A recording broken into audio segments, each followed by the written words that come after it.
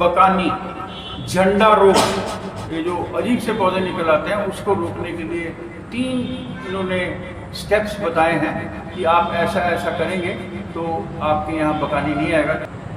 सभी किसान भाइयों को नमस्कार साथियों, इस समय मेरे साथ हैं डॉक्टर रितेश शर्मा जी और सीज़न है बासमती और मोटे वाले धान लगाने का। आप बासमती निर्यात विकास प्रतिष्ठान में प्रधान वैज्ञानिक हैं जो मोदीपुरम में है और बासमती के एक्सपोर्ट पर बहुत ध्यान रखते हैं ये। तो आज बहुत अच्छे समय में मैं इनसे मिल रहा हूँ। आपके कई प्रश्न आते हैं कि साहब नर्सरी कैसे लगाएं, बीज को कैसे उपचारित करें, फिर रोपाई कैसे करें। तो आइए हम डॉक्टर साहब से पूछते हैं। डॉक्टर साहब आपका बहुत बहुत स्वागत है और आप किसानों को बताएं कि वो धान की नर्सरी कैसे तैयार करें, बीज उपचारित, फिर बीज को कैसे पौध को उखाड़ें, फिर रोपाई करें। कृपया बात करें। देखिए, बासमती धान की खेती के लिए आवश्यक है पहले तो अच्छा बीज होना चाहिए। तो बीज आप अच्छी जगह से लीजिए, चाहे तो आप कोई भी हमारे सरकारी संस्थान है वहाँ से ले सकते हैं, कृषि विश्वविद्यालय से ले सकते हैं, या बाज़ार में भी आपको जिस पर भरोसा है उस कंपनी का टैग लगा हुआ और प्रमाणित बीज ही आप यूज करें। बासमती निर्यात विकास प्रतिष्ठान भी इस देश का सबसे अच्छा बीज देने का प्रयास करता है और लगातार हम दे रहे हैं। अभी भी हमारे यहाँ कुछ नई प्रजाति जो कि रोगरोधी हैं उनका बीज उपलब्ध है, तो किसान भाई चाहें तो 1847, 1885, 1886 आदि प्रजाति का बीज ले सकते हैं। अच्छा, तो बीज की बात जब आती है तो पहली बात, चाहे आप कहीं से भी बीज लें, उसको अपने नर्सरी में जाने से पहले ये सुनिश्चित करें कि हमारी नर्सरी के अंदर एक एक दाना मजबूत, पहलवान, अच्छे ओज वाला, विगर वाला ही जाए, जिससे आप बहुत अच्छी फसल ले सकें। और उसके लिए क्या करना है, बहुत आसान तरीका। आप अपने घर से कोई एक बर्तन ले लीजिए, बाल्टी है, टब है, भगोना है, और उसमें पानी भरिए और धीरे धीरे बीज को गिराइए। ऐसा करने से जो हल्के दाने हैं वो ऊपर तैरने लगे जी। जितने भी ऊपर तैर रहे हैं देखने में भले ही वो अच्छे लगे, उनको निकाल के फेंक दीजिए। और जो तली में बैठे हुए बीज है उसको आप 24 घंटे भिगोइए जी। और 24 घंटे भिगोने के दौरान ही आप उसके बीज का उपचार कीजिए जी। उपचार करने के लिए सबसे अच्छा है कि आप 10 ग्राम ट्राइकोडर्मा लें, उसको 10 किलो बीज के लिए 10 लीटर पानी में मिला के और 24 घंटे के लिए सोकिंग के लिए छोड़ दीजिए जी। यदि आप रसायन का प्रयोग करना चाहते हैं तो कार्बेंडाजिम और आप स्ट्रेप्टोसाइक्लिन इसका भी प्रयोग कर सकते हैं। कितनी मात्रा डॉक्टर साहब? सर, जब आप 10 किलो बीज लेते हैं और 10 लीटर पानी लेते हैं तो 1 ग्राम प्रति किलो बीज यानी कि 10 ग्राम कार्बेंडाजिम आपको लेना है। और जो 6 ग्राम की एक पुड़िया आती है स्ट्रेप्टोसाइक्लिन की, मतलब वो 10 किलो बीज 10 किलो बीज जी। के लिए पर्याप्त। तो इस तरह से आप कर सकते हैं। इसके अलावा कितनी देर भिगोना है डॉक्टर सर, साहब? 24 घंटे के लिए आप तो किसान भाई आप नोट कर लें, 2 विधियां बताई हैं इन्होंने। 24 घंटे के लिए आप दवा घोल में बीज को रखेंगे ताकि उसमें बकानी के कोई भी स्पोर्स या बीजाणु हैं तो वो नष्ट हो जाएं। जी डॉक्टर साहब। जी। किसान भाइयों, ये वीडियो बहुत महत्वपूर्ण है और एक एक स्टेप को आप नोट करते चले जाएं। ये सब कुछ आप करेंगे और वीडियो को शेयर जरूर करें दूसरे किसानों के साथ ताकि उनको लाभ हो।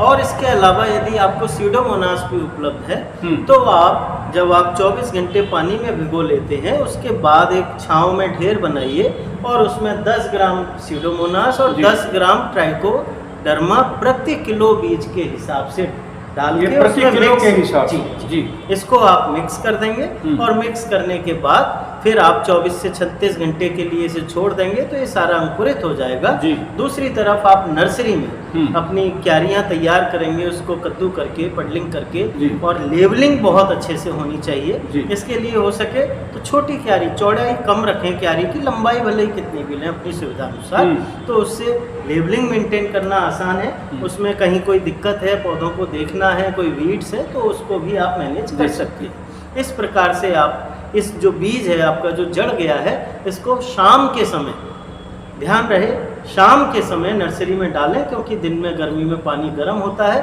तो उससे बीज के खराब होने का भय रहता है। डॉक्टर साहब, किसान भाई ना बहुत पूछते हैं कि जी कितना बीज हो, इतने कदम चल रहा हूँ, इतने मरले है, 2 किलो का क्या है, तो कोई आप सटीक बता दें जी, ताकि मैं किसान ध्यान रखें इसमें। जी, एक मरले में जी। 1 से सवा किलो बासमती का बीज नर्सरी में डालना चाहिए। जी यानी कि 1 किलो बीज के लिए 25 वर्ग मीटर एरिया लेना चाहिए, जिससे हर दाने को प्रॉपर स्पेस मिले। और जब उसे प्रॉपर स्पेस मिलेगा तो जो भोजन जो उसको मिट्टी से लेना है वो आसानी से ले पाएगा, आपस में संघर्ष नहीं करेगा और एक अच्छे पौधे के रूप में तो किसान भाई मैं दोबारा दोहरा दूँ, एक मरले में 1 से सवा किलो बीज डाल सकते हैं आप उपचारण के उपरांत, या 5 बाई 5 मीटर ऐसा लेंगे और उसमें भी 1 किलो बीज बासमती धान को उपचारित करने के बाद लगा सकते हैं। ये 25 वर्ग मीटर हो जाएगा। जी सर बताइए।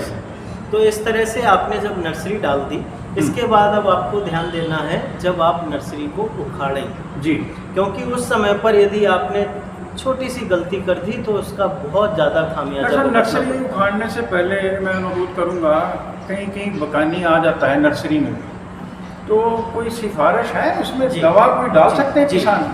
जी देखिए, नर्सरी जब आप तैयार करते हैं, जब आप कद्दू करते हैं, उसी समय पर आपने ट्राइकोडर्मा का खेत में प्रयोग करना चाहिए। अच्छा, वो आप गोबर की खाद में या केंचुए की खाद में मिला के दे सकते हैं। अच्छा, और ऐसा करने से आपकी भूमि का शोधन हो जाता है और बीज का आपने शोधन कर लिया है और अच्छा बीज है तो उस नर्सरी में बकेने नहीं आए।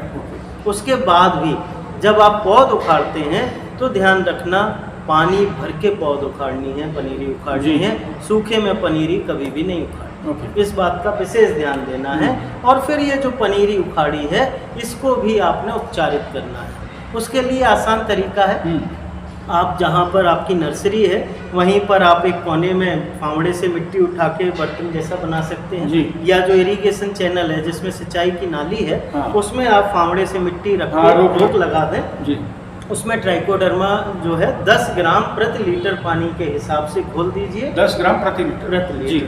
और लेबर जो आपकी गुच्छियाँ उखाड़ती है उसको उसमें डालते रहेंगे। उसका उपचार कितनी देर के लिए रखेंगे डॉक्टर साहब इसको? कम से कम 1 से 2 घंटे। 1 से 2 घंटे। तो किसान भैया आप नोट कर लें कि 3 बार अब हमने बकानी, झंडा रोग, ये जो अजीब से पौधे निकल आते हैं उसको रोकने के लिए 3 इन्होंने स्टेप्स बताए हैं कि आप ऐसा ऐसा करेंगे तो आपके यहाँ बकानी नहीं आएगा। डॉक्टर साहब आप कह रहे थे कि पौध को सूखे में नहीं उखाड़ना, तो आगे लगाने वक्त भी क्या क्या ध्यान देना? हाँ, लगाते वक्त आपको क्या ध्यान देना है, देखिए ये बकेने पहले ये माना जाता है बीज और मिट्टी दोनों से आती है। तो अच्छा बीज तो आपने ले लिया, लेकिन अब ऐसे खेत बहुत कम बचे हैं जिसमें बकेने के स्पोर्स ना। अच्छा, तो उस भूमि का शोधन भी आवश्यक है। अच्छा। तो जब आप पडलिंग करते हैं, कद्दू करते हैं, उस समय पर 2 किलो ट्राइकोडर्मा प्रति किल्ला प्रति एकड़ के हिसाब से गोबर की खाद या केंचुए की खाद में मिला के